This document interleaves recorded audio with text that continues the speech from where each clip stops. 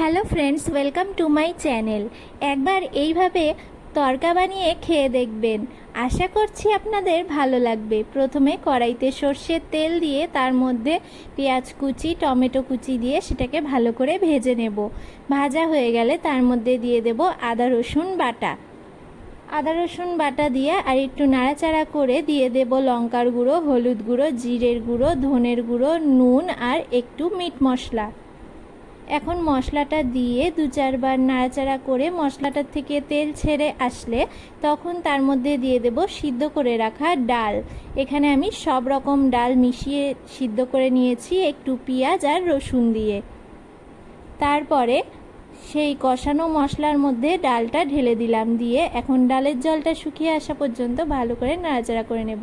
তারপরে ডালটা নামিয়ে নেব। আবারও কড়াইতে সর্ষের তেল দিয়ে তাতে পেঁয়াজ কুচি, রসুন কুচি, লঙ্কা কুচি, আদা কুচি দিয়ে ভালো করে ভেজে নিয়ে তার মধ্যে ডালটা ঢেলে দেব।